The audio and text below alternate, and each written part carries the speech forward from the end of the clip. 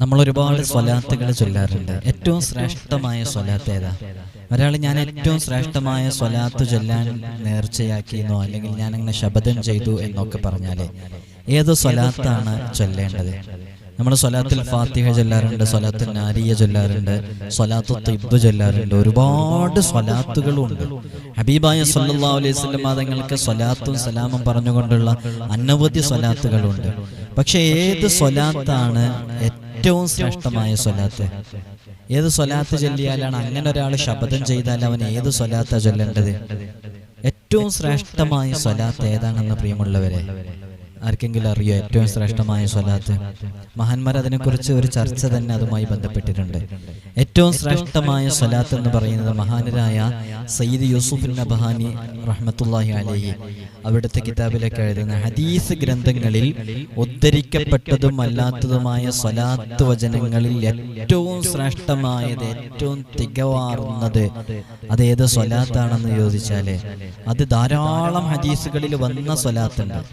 അത് ബുഖാരിയിലുണ്ട്, മുസ്ലിമിലുണ്ട്, അബൂദാവൂദിലുണ്ട്, തുർമുദിയിലുണ്ട്, നസായിയിലുണ്ട്, മുവത്തയിലുണ്ട്.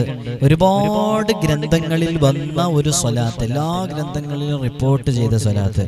അതിൻ്റെ പദങ്ങളൊക്കെ അങ്ങോട്ടും ഇങ്ങോട്ടൊക്കെ ചെറിയ ചെറിയ വ്യത്യാസങ്ങളൊക്കെ ഉണ്ടെന്നുണ്ടെങ്കിലും ഒരുപാട് ഇമാമുകൾ റിപ്പോർട്ട് ചെയ്തത് അങ്ങനെയുള്ള ഒരു സ്വലാത്തുണ്ട്. നമുക്കൊക്കെ അറിയുന്ന സ്വലാത്ത് തന്നെയാണ്.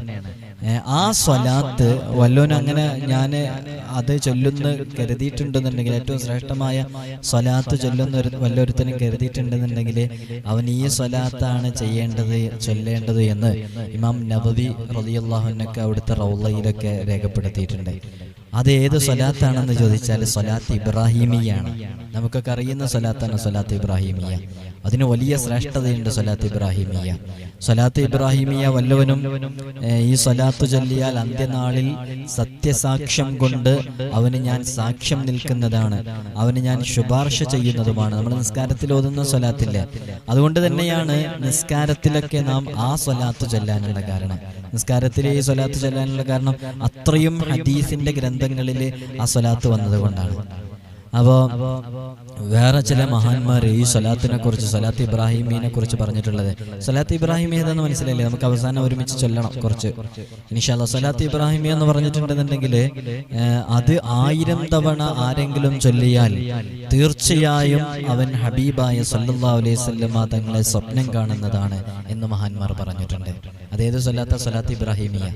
1000 തവണ ആരെങ്കിലും സ്വലാത്ത് ഇബ്രാഹിമിയ ചൊല്ലിയാൽ അവന് ഹബീബായ സല്ലല്ലാഹു അലൈഹി വസല്ലം തങ്ങളെ സ്വപ്നം കാണുന്നതാണ്. സ്വലാത്ത് എങ്ങനെയാണ് ചൊല്ലേണ്ടത് എന്ന് സ്വഹാബാക്കൾ ഹബീബായ തങ്ങളോട് ചോദിക്കുന്നുണ്ട്. അപ്പൊ നബി സല്ലല്ലാഹു അലൈഹി വസല്ലം തങ്ങൾ അതിന് ചില വചനങ്ങളൊക്കെ പറഞ്ഞു കൊടുത്തിട്ടുണ്ട്. അതിൽ പെട്ട ഒരു വചനമാണ് ഈ സ്വലാത്ത് ഇബ്രാഹിമിയയിലുള്ള വചനം.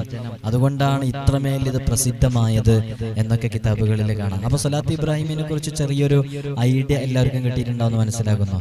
മഹാനരായ ഇമാം ഷെഹറാനി തങ്ങള് അവിടുത്തെ കിതാബിൽ പറയുന്ന കേട്ട ഈ ധൃതിയിൽ സ്വലാത്ത് ചൊല്ലുന്നതിന് പ്രശ്നമൊന്നുമില്ല. പക്ഷെ ധൃതിയിൽ ചൊല്ലുമ്പോഴും അക്ഷരങ്ങൾ നല്ല സ്ഫുടതയോടുകൂടെ ശ്രദ്ധിച്ച് അക്ഷരങ്ങൾ അർത്ഥങ്ങളൊക്കെ മാറുന്ന രൂപത്തിൽ സ്പീഡിൽ ചെല്ലാൻ പാടില്ല എന്നാണ്.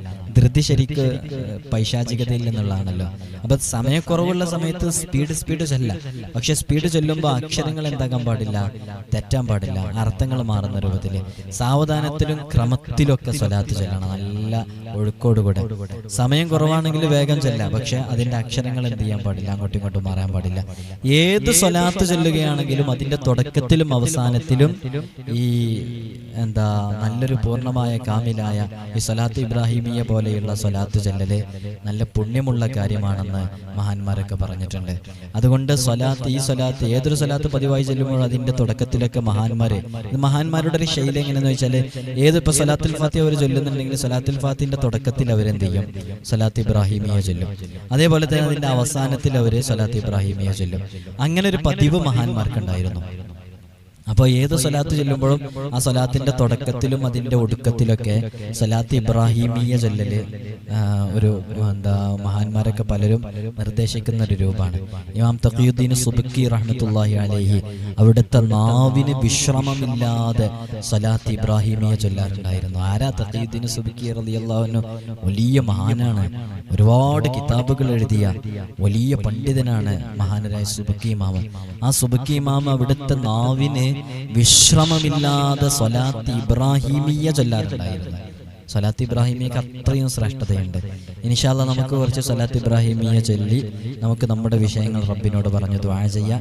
ഇൻഷാ അല്ലാഹ് പ്രിയമുള്ള മുഅ്മിനീങ്ങളെ, നിങ്ങളും കൂടെ ചൊല്ലുമെന്ന് പ്രതീക്ഷിക്കുകയാണ്. അതോടൊപ്പം തന്നെ നേരിട്ട് കാണാൻ വേണ്ടി പലരും ചോദിക്കുന്നുണ്ട്. ജനുവരിയിലാണ് നേരിട്ട് കാണാനുള്ള ഡേറ്റ് എന്ന് ഓർമ്മപ്പെടുത്തുകയാണ്. നിങ്ങൾ ഫോൺ വിളിക്കാതിരിക്കുന്നതാണ് ഏറ്റവും നല്ലത്.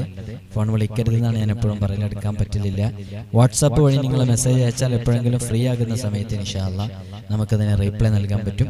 അല്ലാഹു സുബ്ഹാനഹു വ തആല നാം അനുഭവിക്കുന്ന സകല പ്രയാസങ്ങളിൽ നിന്നും നമുക്ക് വലിയ സലാമത്ത് നൽകി അനുഗ്രഹിക്കുമാറാകട്ടെ. അപ്പോൾ ഒരാൾ ഏറ്റവും കൂടുതൽ ശ്രേഷ്ഠമായ സ്വലാത്ത് ചൊല്ലണമെന്ന് ഒരാൾ ശപഥം ചെയ്യുന്നുവെങ്കിൽ അവൻ സ്വലാത്ത് ഇബ്രാഹിമിയ ചൊല്ലണം. കാരണം അത്രമേൽ ശ്രേഷ്ഠമായ സ്വലാത്താണ് സ്വലാത്ത് ഇബ്രാഹിമിയ. മാത്രമല്ല ഒരുപാട് ഹദീസിന്റെ ഗ്രന്ഥങ്ങളിൽ ഒരുപാട് ഇമാമുകൾ വളരെ കൃത്യമായി രേഖപ്പെടുത്തിയ അവർ പറഞ്ഞ സ്വലാത്താണ് സ്വലാത്ത് ഇബ്രാഹിമിയ. ഇൻഷാ അല്ലാഹ് അതുകൊണ്ട് തന്നെയാണ് നിസ്കാരത്തിന് ശേഷം നമ്മൾ സ്വലാത്ത് ഇബ്രാഹിമിയ, നിസ്കാരത്തിന് ശേഷം നിസ്കാരത്തിൽ അത്തഹിയ്യാത്തിന് ശേഷം സ്വലാത്ത് ഇബ്രാഹിമിയാണ് ചൊല്ലാറുള്ളത്. അതേപോലെ തന്നെ സ്വലാത്ത് ഇബ്രാഹിമിയ 1000 തവണ പ്രത്യേകം മനസ്സിൽ കരുതി നിയ്യത്താക്കിയിട്ട് ചൊല്ലിയവർക്ക് മുത്ത് ഹബീബ് സല്ലല്ലാഹു അലൈഹി വസല്ലം തങ്ങളെ സ്വപ്നത്തിൽ ദർശിക്കാൻ സാധിക്കുന്നതാണ്.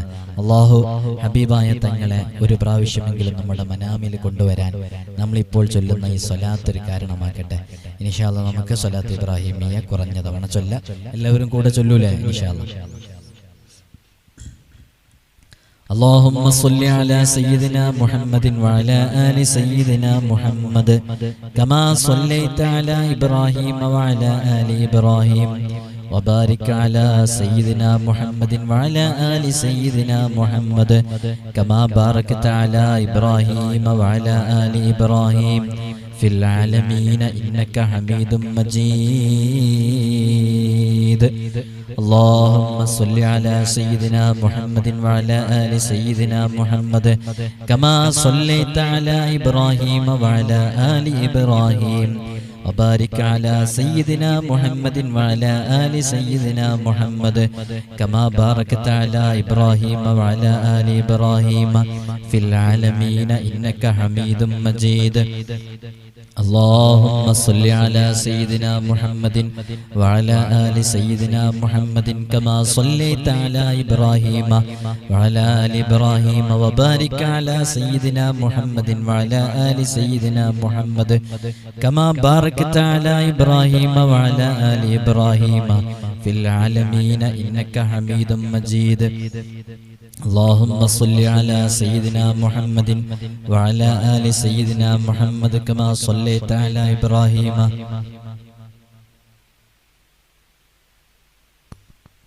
وعلى آل إبراهيم وبارك على سيدنا محمد وعلى آل سيدنا محمد كما باركت على إبراهيم وعلى آل إبراهيم في العالمين إنك حميد مجيد. اللهم صل على سيدنا محمد وعلى آل سيدنا محمد كما صليت على إبراهيم وعلى آل إبراهيم وبارك على سيدنا محمد وعلى آل سيدنا محمد كما باركت على إبراهيم وعلى آل إبراهيم في العالمين إنك حميد مجيد.